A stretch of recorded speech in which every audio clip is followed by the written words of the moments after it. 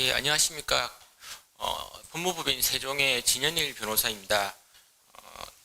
저는 이제 강경석 변호사님에 이어서 저는 이제 중대재해처벌법 실제 기소 사례들에 대해서 말씀을 드리겠습니다. 양력은 뭐 김동익 변호사님께서 소개는 해주셨는데 저는 주로 이제 노동이나 산업재해 관련한 해서 이제 전담 과장이나 부장 등을 거쳐서 이 분야 업무를 많이 한 편이었습니다. 그리고 그 중대재해처벌법 벌칙해설서 편집에도 관여를 했는데 뭐 그렇다고 해서 제가 지금 말씀드리는 내용이 검찰 입장은 아니고요.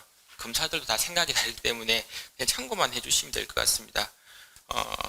그리고 지금 일단 오늘은 이제 수사 대응 사례를 먼저 말씀을 드리는 거긴 한데 제 생각에는 사실은 뭐 대응에 중대재해 사건이 났을 때 수사 대응도 당연히 중요한 부분이긴 한데 뭐 다른 분야들도 대응이 중요한 부분들이 많은 것 같습니다.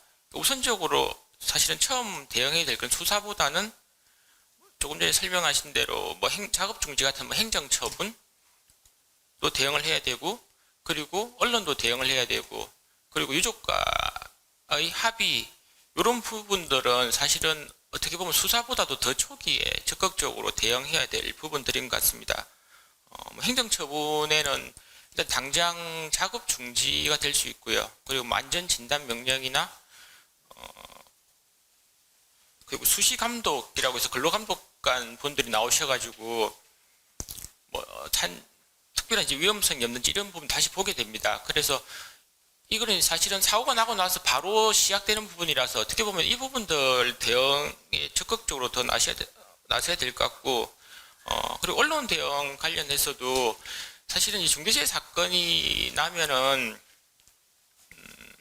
최근에 그 작년에 있었던 SPL 사건처럼 되게 젊은 여성 근로자가 이제 끼임 사고로 사망했던 사건인데 이 사건의 본질보다는 그때 이제 뭐 장례식장에 빵을 보냈다든지 아니면 사고가 난 기계를 흰천으로 덮어놓고 계속 작업을 했다든지 이런 부분이 되게 좀 비난의 대상이 됐었던 적이 있습니다. 그래서 이제 기업에서는 자칫 잘못하면은 이제 그런 뜻으로 한 건 아닌데 마치 이제 근로자들의 뭐 사망이나 부상을 아무렇지도 않게 생각하는 기업이다라는 이미지가 줄 오해 소지가 있는 그런 부분들은 없는지 그런 부분도 고민을 해야 될 것 같고요.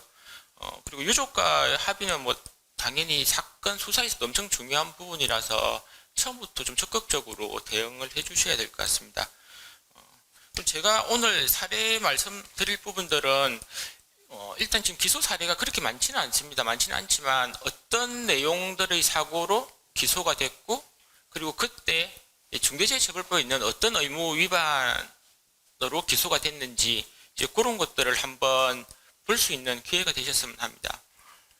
첫 번째 사례는 고성에 있는 조선소 선박 수리 현장에서 그 선박 핸드레일 부분 하도급을 받은 하청 근로자가 작업하던 중에 10m 높이에서 뭐 추락 방호망이나 안전대 부착 설비가 되지 않은 상태로 작업을 하다가 추락해서 사망을 했다는 그런 사안이었습니다. 근데 당시에 그 회사 측에서 주장한 내용이 본인들은 CSO 그러니까 안전보건 담당 임원을 선임했기 때문에 이제 CEO가 경영 책임자가 아니고 CSO가 경영 책임자다라고 주장을 계속했었습니다. 했는데 노동부나 이제 검찰에서는 이제 압수수색해서 나온 증거들 보면은 안전보건에 대한 이제 실질적이고 최종적인 결정 권한은 CEO가 아니고 CSO가 아니고 CEO가 가지고 있다라고 이제 결론을 내리고 대표이사를 기소를 했습니다. 그래서 뭐 계속 말씀드리는 것처럼 CSO가 있다고 해서 CEO가 이제 면책되는 건 아니다. 물론 CSO가 실질적으로 최종적인 이제 안전보건에 관한 권한을 가지고 있는 게 입증이 되면은 CSO만 기소될 수도 있긴 합니다. 근데 보통 일반적으로 CEO가 전혀 뭐 예산이나 집행에 있어서 관여 안 하는 경우가 이제 그런 경우가 사실 실질적으로 있기는 쉽지 않은 상황이거든요. 그래서 만약 CSO가 정말 경영 책임자가 맞다라고 하면 그 부분에 대해서는 충분히 입증이 되어야 되는데 아직까지는 그 정도로 이제 운영되는 회사는 없었던 걸로 보여집니다. 그리고 이 사건 같은 경우 이제 보통 이제 사례들이 하청 근로자가 사망한 경우들이 대부분이고요. 그리고 이 사건도 이제 하청 업체 같은 경우는 상시 근로자가 50인 미만이다 보니까 아직까지는 이제 중대재해처벌법 적용 대상은 되지 않아서 산안법이나 업무상 과실치사로만 기소된 사안이었습니다. 이 사안에서 그 중처법상에 여러 가지 이제 안전보건 확보 의무들이 있는데 세 가지 의무를 이제 위반했다는 내용으로 기소됐습니다. 첫 번째가 안전보건관리 책임자 등의 업무 수행 평가 기준을 마련하지 않았다라는 것. 그리고 두 번째가 종사자 의견 청취를 하고 그 위험성에 대한 개선 방안을 마련하지 않았다. 그리고 세 번째가 하도급업자 안전보건관리 비용에 대한 기준을 마련하지 않았다는 내용으로 이제 중대재해처벌로 기소가 됐습니다. 예산을 편성을 하더라도 그 안전보건관리 책임자나 이제 현장에 있는 관리자들에 대해서도 그 예산을 실질적으로 이제 집행할 수 있는 권한과 예산을 주어져야 됩니다. 모든 걸 CEO에게 보고를 해서 CEO가 다 결정을 하면은 이제 안전보건관리 책임자는 사실상 이제 아무 권한이 없는 게 되는 거죠. 그리고 종사자들 의견도 청취해서 개선 방안도 반기 1회씩 마련을 해야 되고, 그리고 하도급을 주는 경우에는 그 안전관리 비용이 제대로 이제 기준이 마련되어 있는지 그런 부분들을 이제 주의를 하셔야 될 것 같습니다. 지금 요 세 가지를 이 사건에서 말씀드렸지만 요 뒤에 말씀드리는 사건들도 보면 거의 대부분의 내용이 비슷합니다. 저희가 그 시행령에 보면 이제 9가지 안전보건 확보 의무가 있는데 실질적으로 검찰에서 지금 기소하고 있는 의무들을 보면 거의 요 세 가지나 아니면 여기서 다른 뭐 한두 가지 정도 더 추가되는 경우들이고, 여기 나오는 부분들이 지금 기소되는 안전보건 확보 의무의 거의 대다수를 차지하고 있는 것 같습니다. 두 번째 사례는 그 일시적 하도급 거래가 아니고 장기간 이제 원청 안에서 상주해온 협력업체 근로자들의 사망과 관련해서 원청의 대표이사를 기소한 사례입니다. 이 사안은 이제 경남 함안에 있는 철강 제조 공장에서 원청에서 설비 보수를 하도급 받은 협력업체 소속 근로자가 크레인에서 떨어진 그 방열판에 부딪혀서 사망한 사건입니다. 이 사건도 이제 하청업체는 근로자가 4명밖에 되지 않아서 이런 경우는 중대재해처벌법의 산안법까지도 적용을 받지 않은 사례입니다. 이 사건에 있어서도 그 안전보건 확보 의무 위반으로 인정된 부분이 안전보건관리 책임자 등 업무수행 평가 기준 마련을 하지 않았다는 부분, 그리고 하도급업자의 산업재해 예방을 위한 조치 능력과 기술에 대해서 평가할 만한 기준을 마련하지 않았다는 내용으로 기소가 됐습니다. 첫 번째 보신 사례에서 나온 그 확보 의무랑 사실상 동일합니다. 그러니까 저희가 이제 뭐 수사에 대응하기 위해서는 기소된 사례들을 봐서 어떤 의무 위반으로 기소가 많이 되는지를 안다면은 이제 그 부분에 대해서 좀 더 아마 신경을 쓸 수 있는 그런 이제 기회가 될 수 있을 것 같습니다. 다만 뭐 그렇다고 해서 수사 과정에서 기소되는 의무만 대비하시면 안 되고요. 어차피 중대재해처벌법에 나와 있는 의무 자체는 법적 의무라서 당연히 다 대비를 하셔야 되는데, 일단 수사 과정에서는 이제 이러한 의무들이 주로 이제 기소가 되는구나라고 아시면 될 것 같습니다. 이 사례는 이제 다른 사건들하고는 달리 이제 일시적인 하도급 관계는 아니고 이제 원청 사업장에서 8년째 상주하고 있던 협력업체 소속 근로자 사망과 관련해서 이제 원청 대표이사를 기소했다는 그런 내용입니다. 세 번째 사례는 그 대구 달성군에 있는 공장 신축 공사 현장에서 이제 하청업체 근로자가 그 11m 정도 되는 높이 지붕에서 그 철골고 볼트 체결 작업하기 위해서 고소 작업대 위에서 작업을 하다가 안전대를 걸지도 않은 채 이제 고소 작업대 벗어나서 추락해서 사망했다는 그런 내용입니다. 비유사는 이제 철골공사 이제 하청업체는 도급 금액이 3억 정도여서 50억 미만이다 보니까 중대재해처벌법은 적용받지를 않았습니다. 이 사건에서도 보면 이제 앞에서 계속 나왔던 것처럼 이제 위험성 확인하고 개선 업무 절차 마련하지 않았다. 그리고 안전보건 관리 책임자 등의 업무수행 평가 기준도 마련되지 않았고 하도급업체의 안전보건 확보 조치 준수 여부 판단 기준과 절차도 마련하지 않았다는 앞에서 계속 설명드린 내용하고 동일한 내용들이 나옵니다. 다만 특이하게 보시면 안전보건 경영 방침을 마련하지 않았다는 내용으로 지금 추가가 되어 있습니다. 저희들이 사실은 처음에 그 중대재해처벌법을 해설할 때는 이 경영 방침, 그러니까 중대재해처벌법이란 여기 나오는 의무들을 당연히 위반도 해야 되지만 이 의무 위반과 사망 사이에 인과관계가 있어야 되거든요. 쉽게 말해서 어떤 의무를 위반했기 때문에 그런 의무를 위반한 걸로 인해서 사람이 사망하거나 이제 부상을 입어야 되는데 어떤 경영 방침이나 목표를 설정하지 않았다고 해서 바로 사람이 근로자가 사망하는 것까지 이룰 수 있는지 조금 의문이 되긴 합니다. 근데 일단은 검찰에서는 이 사건에 있어서는 이제 경영 방침 마련 관련해서 이제 기소를 한 사례고요.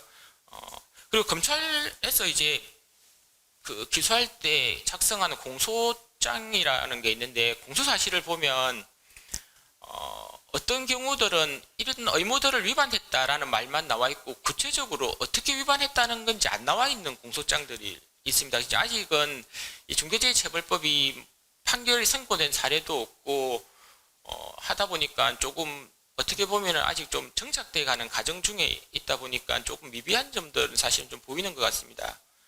그래서 그냥 막연히 이런 의무들 위반했다라고만 이제 공소장에 돼 있는 그런 사례들도 있고요. 예, 그래서 이 사례는 좀 약간 다른 사례들이랑 특이하게 이런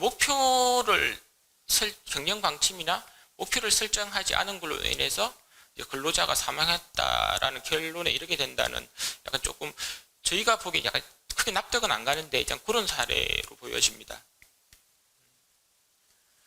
그리고 다음 사례가 이제 처음에 이제 중대재해처벌법으로 최초로 기소됐다고 이제 해서 많이 알려진 사례입니다. 언론에도 이름이 많이 나와서 그냥 실명을 말하면 두성기업하고 이제 대형 R&T라는 기업인데 이 두 회사에서 그 세척제 제조업체로부터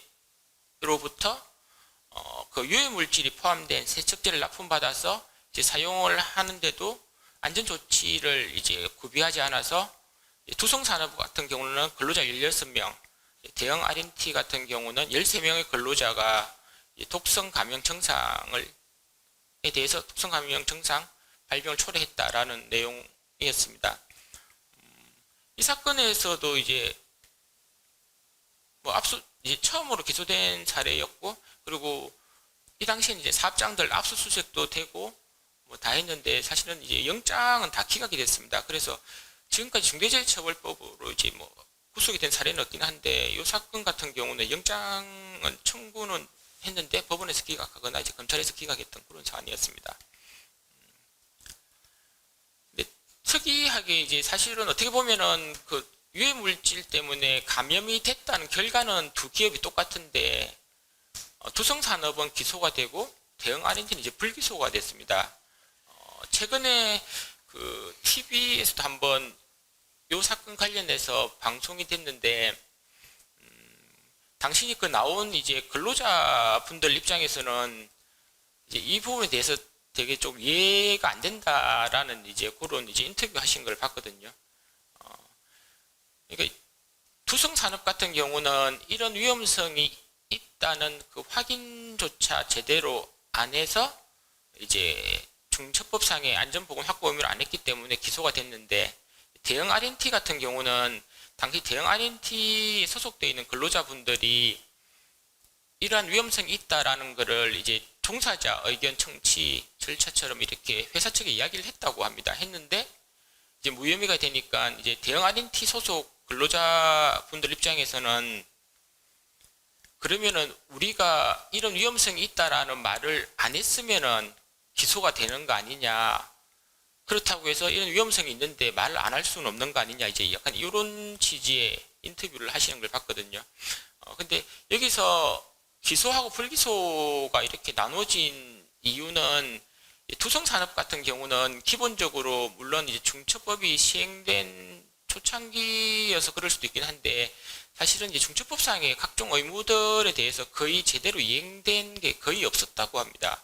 그러다 보니까 이제 기소가 된 사례였고, 대형 R&T 같은 경우는 근로 종사자들 상대로 의견도 청취를 하고, 그리고 이제 실질적으로 그 의견들은 받아서 이제 위험성이 있는 부분에 대해서 이제 개선을 해 나가던 중에 사고가 났다 보니까 그 어떤 개선을 하는 데 있어서는 그게 의견을 들었다고 해서 바로 하루 이틀 만에 어떤 뭐 안전 조치가 바로 되는 건 아니지 않습니까?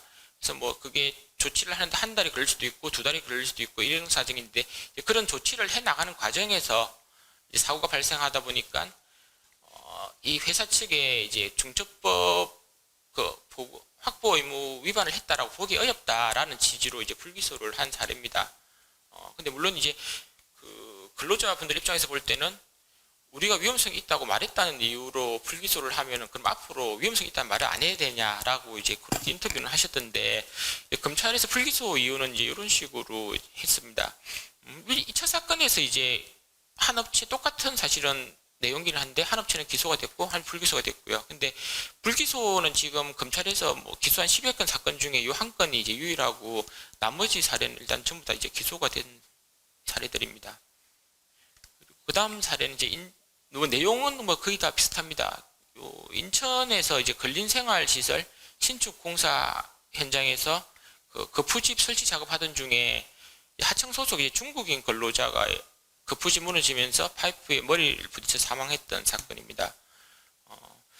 근데 처음에 이제 제가 앞서 말한 사건에서 그 안전보건에 관한 목표와 경영 방침 설정이라는 거를 그 의무 위반으로 넣은 게 조금은 이례적이라고 말씀을 드리는데 이 사건에서도 여전히 또 다시 안전 목표와 경영 방침 설정을 안 했다는 사유로 이제 기소 사유에 들어가 있고요.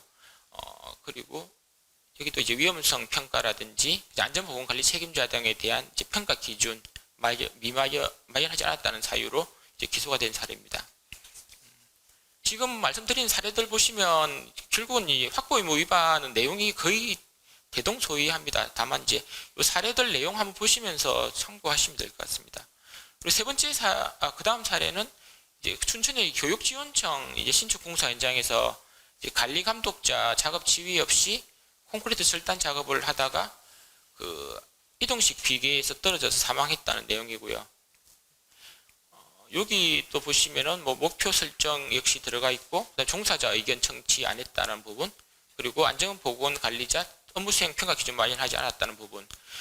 그리고 여기는 기존 앞서 말한 사례들에서는 나오지 않았던 그 중대재해 발생이나 급박한 위험 대비해서 매뉴얼 마련하지 않았다는 내용이 추가가 되어 있습니다. 이거는 함안에서 일어났던 사건인데 수도 개선 사업 공사 현장에서 이제 하청 근로자가 굴착기 후미부하고 담장 사이에 머리가 끼어서 사망했다는 사건입니다. 이 사건은 이제 대표이사가 그 사고 예방하기 위해서 그 신호수를 배치해야 되는데 신호수 그 인건비 예산을 책정하지도 않았고, 그리고 안전보건관리 책임자 업무 수행 평가 기준도 마련하지 않았다는 내용으로 기소가 됐습니다. 다음 사례는 이제 경남 양산에서 그 자동차 부품 제조업체 공장에서 그 기계에서 나온 스크랩 그 찌꺼기를 말하는데 스크랩 제거 작업하던 중에 외국인 근로자가 기계에 머리에 끼어 사망했다는 내용이고요.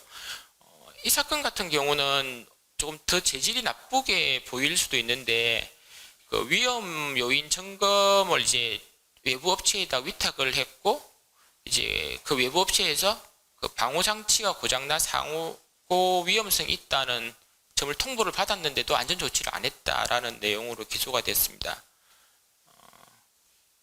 이게 이제 안전 점검, 뭐 위험성 어떤 위험 요인이 있는지를 확인하는 절차도 당연히 중요하고, 그리고 그 위험하다는 요인이 나왔으면 거기에 대해서는 이제 개선 대책을 반드시 마련해서 실제 개선을 해야 되는 거죠. 그러니까 위험성이 처음부터 있다는 사실을 몰랐다는 것하고 위험성이 있다는 것을 이제 확인을 했는데도 개선 장치를 안 한 거를 놓고 본다면은 당연히 알고도 안 한 게 더 나쁜 거죠. 뭐 쉽게 말해서 왜 알면서도 안 했냐 이렇게 되는 거거든요. 그러니까 몰랐으면 차라리 이제 몰랐으니까 그래도 해야 되지만 이해는 한다라고 할 수 있지만, 이렇게 알고도 안 하는 경우는 오히려 더 재질이 이제 수사 절차에서는 더 재질이 안 좋게 보여지는 부분이기 때문에 뭐 종사자들로 근로자들부터 위험성이 있다는 의견을 듣든지 아니면 뭐 외부 업체에 위탁한 업체들이 어떤 위험성이 있다라는 부분 의견을 제시했으면 그 부분에 대해서는 반드시 개선하려는 이제 후속 절차가 따라져야 될 것 같습니다.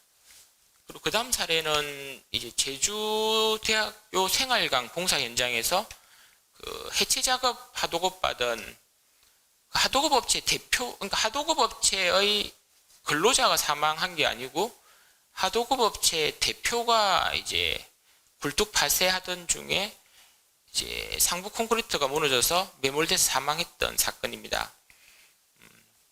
이 사건도 그 안전보건 확보 의무 자체는 앞에서 말씀드린 내용들하고 거의 유사합니다. 목표와 경영관점 설정 안 했고, 그리고 안전보건관리 책임자 업무수행 평가 기준 마련하지 않았고, 그리고 위험성 요인 확인이나 개선 절차도 마련하지 않았고, 그리고 산업재해 대비 매뉴얼도 없고 종사자 의견 청취도 안 했다라는 내용인데, 다른 사건하고 조금 특이한 점은 저희가 보통 뭐 산안법이나 건기법이나 보면 기본적으로 이제 근로자들이 어떤 피해를 입었을 때 관련된 이제 뭐 처벌 조항이 있는 부분이 대부분인데, 이 중대재해처벌법 같은 경우는 그 종사자, 그러니까 중대재해처벌법 보호 대상이 단순 근로자뿐만 아니고 노무를 제공하는 수급인도 포함이 되도록 되어 있습니다.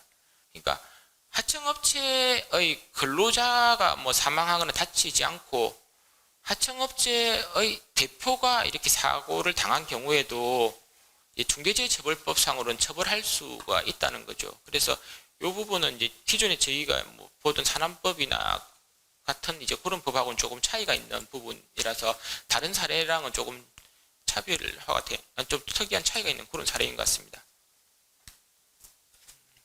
그리고 다음 사례는 이제 고양시에서 그 요양병원 정축 공사 현장에서 철골공사 하도급 받은 그 하청업체 근로자가 안전대 없이 이제 5층에서 작업하다가 추락해서 사망했다는 그런 내용입니다.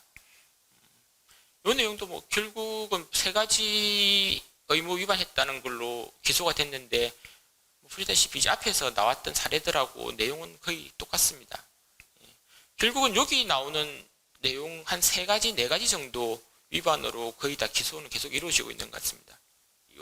마찬가지로 고양시에서 그 상가 신축 공사 현장에서 철근 콘크리트 공사 하도급 받은 근로자가 크레인에서 떨어진 철근에 맞아서 사망했다는 사건입니다. 이 사건도 여전히 뭐 의무 위반을 보시면은 안전보건관리 책임자 업무수행 평가 기준 마련하지 않았고, 위험성 요인 확인이나 개선 절차 마련하지 않았고, 그리고 하도급 업자 그 산업재해 예방을 위한 조치 능력과 기술에 대한 평가 기준 마련하지 않았다는 그런 내용으로 기소가 됐습니다. 그래서 지금까지 그 검찰에서 기소한 사례들 보시면 결국은 한 4가지, 5가지 정도 그 시행령에 나와 있는 의무보다는 기소되는 의무 부분을 보면은 거의 한 3가지 정도가 가장 많이 기소되는 의무 위반인 걸로 보여집니다. 그 다음 제가 말씀드릴 부분은 그 최근에 그 노동부에서 발표했던 중대재해 감축 로드맵 관련해서 노동부에서 예시로 제시한 사례입니다. 이 로드맵 발표하면서 이제 그 자체적으로 이제 뭐 위험성 평가하는 부분을 이제 앞으로 중시하겠다라고 이제 노동부 그 장관님께서 말씀을 하셨는데, 이 감축 로드맵 취지 자체는 그런 것 같습니다. 위험성 평가라는 거를 외부 기관에서 하는 것보다는 일단 위험성을 가장 잘 알 수 있는 사람들이 공장, 그러니까 사업장 안에서 실제 일하는 사람들이라는 거죠. 그러니까 그 안에서 일하는 사람들이 실제 이제 업무를 하니까 이런 작업을 하다 보면 어떤 부분이 이제 위험하겠다라는 거를 알 수 있기 때문에 잘 아는 사람들이 파악을 해서 대비를 해라라는 그런 취지로 일단 보이고요. 그리고 그 안전관리자나 관리감독자뿐만 아니고 이제 근로자들도 같이 참여를 해라라는 것 같습니다. 기존에는 보면 안전관리나 이제 위험성 요인에 대해서 대책을 마련하고 대비를 하는 거는 사용자들이 해야 될 일이고, 근로자들은 그런 대책을 마련해서 보호를 받아야 된다. 근로자가 할 일은 아니다. 이제 이런 이제 기본 이제 입장들이 있었는데, 이제 이런 이제 사고 대응을 위해서는 그런 마인드에서 벗어나서 공장에서 같이 근로하는 뭐 안전 관리자나 관리 감독자뿐만 아니고 근로자들도 같이 서로 의견을 교환해서 어떤 점이 위험한지를 사전에 파악해서 그리고 대비를 해야 된다. 그렇게 하는 것이 이제 사고를 발생 이제 빈도를 낮출 수 있다라는 그런 기본 이제 마인드가 깔려 있는 것 같고요. 그리고 추가로 이제 이런 것과 관련해서 국가에서 뭐 지원해 줄 수 있는 부분들은 어떤 것들이 있는지 그런 대책을 세운 내용들이 아마 주된 내용으로 보여집니다. 그래서 노동부에서 예시로 들어놓은 내용인데 이런 로드맵이 만들어지기 전에는 예를 들어서 A 사업장은 매년 두사 차례 끼임 사고로 이제 경미한 사고가 이제 반복적으로 발생했고, 그리고 위험성 평가도 매년 1회 실시했는데 이제 안전관리자 중심으로만 실시를 했다. 그래서 어떤 기계 작업에 대해서 발생 강도가 낮게 측정돼서 종합적으로는 위험성이 낮다고 판단해서 추가적인 조치를 취하지 않았고, 결국은 그 기계 작업 중에 근로자가 사망했는데, 이 로드맵대로 해서 이제 개편을 하면 뭐 안전관리자나 관리감독자나 이제 근로자 대표가 같이 이제 기존 사고 사례를 토대로 해서 사업장 전반에 대해서 유해 요인도 파악을 하고, 그리고 기계 X라는 기계로 인해서 추가적인 사고가 지속될 우려가 있다고 보여지기 때문에 거기에 대해서 해결 방안을 뭐 자동 방호 장치 설치 결정해서 설치를 하고, 그리고 X라는 기계뿐만 아니고 이제 Y와 Z라는 기계도 있는데 이제 다른 사업장에서 사고가 발생하고 있으니까 이 기계들에 대해서도 자동 방호 장치를 설치하는 결정을 하자. 그리고 그러면 뭐 또 이런 조치를 하려면 당연히 돈이 들다 보니까 이제 국가에서 시행하는 안전 리모델링 사업이라는 것에 신청을 하면은 설치 금액을 지원받아서 이렇게 자동 방호 장치 설치할 수 있다. 따라서 사고 발생하지 않는다. 이제 이렇게 예를 들어놓고 있습니다. 뭐 실제 이렇게 될지는 사실 잘 모르겠지만, 그리고 두 번째 사례를 이제 노동부에서 또 들어놓은 내용은 그 산업공단 안에서 이제 있는 사업장 같은 경우는 안전보건관리 전담자도 없고 안전 담당자도 다른 업무하고 겸직하고 있어서 안전에 대한 전문성이 이제 부족해서 위험성 평가도 제대로 못하고 있는 상황이고, 이런 상황 속에서 이제 지게차 작업하던 중에 뭐 사고가 계속 이어지니까 신호수도 배치했지만 역시 신호수도 지게차에 부딪히는 사고가 발생했고, 그리고 물류센터에서는 사다리 활용 작업이 많은데 단순 작업이라서 위험성 자체 그 평가 대상에도 포함시키지 않았고, 이래서 결국은 사다리 작업 중에 사망 사고 발생했다라는 그런 이제 예를 들면서, 그러면 이제 로드맵을 만들고 난 이후에는 어떤 식으로 바뀌는지를 이렇게 설명을 해놓은 내용입니다.